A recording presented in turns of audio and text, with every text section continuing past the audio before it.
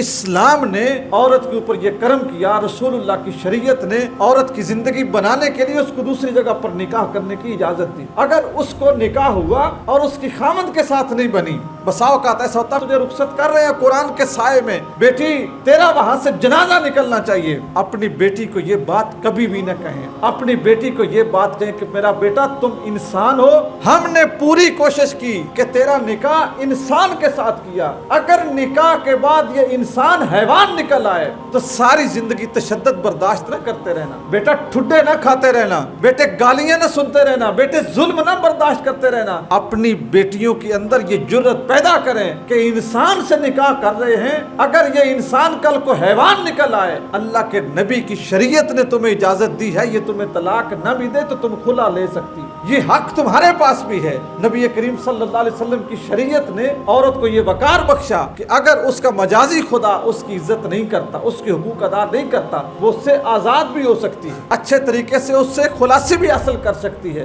اس سے بڑھ کے اور کیا بات ہوگی کہ وہ معاشرہ جو بیٹیوں کو دفن کرتا تھا، اسلام نے بیٹیوں کو وراثت کا حقدار قرار دیا کہ جب باپ دنیا سے جائے، اگر تو وہ باپ بیٹے بھی چھوڑ کے جائے، بیٹی بھی چھوڑ کے جائے، ایک حصہ بیٹی کو ملے گا، 2 حصہ بیٹے کو ملیں گے، بیٹے سے نصف بیٹی کو ملے گا، اگر وہ بیوی ہے اور اس کی اولاد ہے اس کو 8واں حصہ ملے گا، اولاد نہیں ہے خامند کی وراثت سے اس کو 4تھا حصہ ملے گا۔ کبھی آپ نے سوچا کہ وہ عورت جس کو لوگ گناہ کی پیداوار قرار دیتے تھے، اسلام نے اور پیغمبر اسلام صلی اللہ علیہ وآلہ وسلم کی تعلیمات نے اس عورت کو مرد کی جائیداد میں حصے دار قرار دیا، اس شریعت نے اس کو وارث بنایا۔ دوستان گرامی، آج ہماری خواتین اسلام کی جو حدود ہے نا، ان کو اپنے لیے قید سمجھتی ہے۔ اگر اسلام کہتا ہے پردہ کرو، یہ سمجھتی ہے ہمیں باندھ کے مارا جا رہا ہے۔ اسلام کہتا ہے اپنے خامند کے حقوق ادا کرو، یہ کہتی ہے کہ یہ ہمیں نوکری پہ لگا رہا ہے۔ اسلام یہ کہتا ہے کہ بن سنور کے باہر نہ نکلو، تو یہ کہتی ہے کہ یہ ہماری شخصیت کے اوپر داغ ہے۔ اسلام یہ کہتا ہے کہ اپنے خامند کے لیے بن سنور کے رہو، وہ کہتے ہیں کہ ہمیں ایک شخص کا مطیع اور ایک شخص کا غلام بنایا جا رہا ہے۔ یعنی اسلام نے عورت کے اوپر جو چیزیں اس کے تحفظ کے لیے لگائیں، بدبختی یہ ہے کہ آج عورت ان ساری چیزوں کو اپنے لیے قید سمجھتی ہے، حالانکہ یہ قید نہیں ہے۔ مغرب کی عورت کا حال دیکھیں، جس کا نہ بیوی کا روپ سلامت ہے، نہ بیٹی کا روپ سلامت ہے، نہ ماں کا روپ سلامت ہے۔ جب ماں بڑھاپے کو پہنچتی ہے، وہ اٹھا کے اولڈ ایج ہوم میں پھینک دیتے ہیں۔ بیوی دل کو نہیں لباتی، وہ دوسری گرل فرینڈ کے ساتھ رہنا آزادی سمجھتے ہیں۔ بیٹی ان کے گھر میں پروان چڑھتی ہے، جیسے ہوش سنبھالتی ہے، ان کی نظر کے سامنے اگر کوئی لڑکا اس کا ہاتھ پکڑ کے لے جائے، وہ اس کے ساتھ تعارض نہیں کر سکتے۔ ہماری عورت ان سے متاثر ہو رہی ہے۔ حضرت اقبال رحمۃ اللہ علیہ نے اس سبق کو کیا خوبصورت دہرایا ہے۔ آپ نے فرمایا، بطول باش بپنہا شو ازی عصر، اے عورت اپنے آپ کو حضرت خاتون جنت جیسی بنا لے،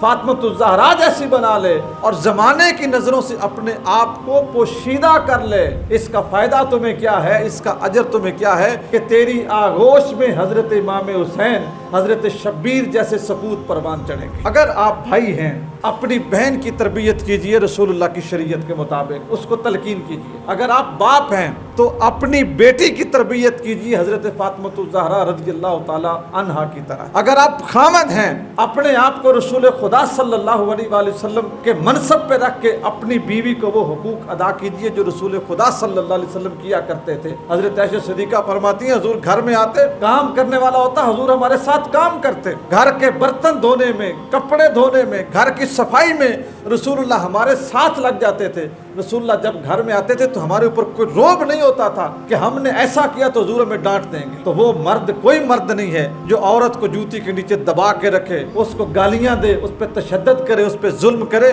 یہ آپ کا مذہب آپ کو نہیں سکھاتا۔ آج ہم سرکار کی ولادت منا رہے ہیں نا، تو یہ بھی نیت کریں کہ ہم گھر میں ایسے مرد بھی بنیں گے کہ جیسا مرد رسول اللہ صلی اللہ علیہ وآلہ وسلم نے ہمیں بننے کی اپنی سیرت میں تلقین کی۔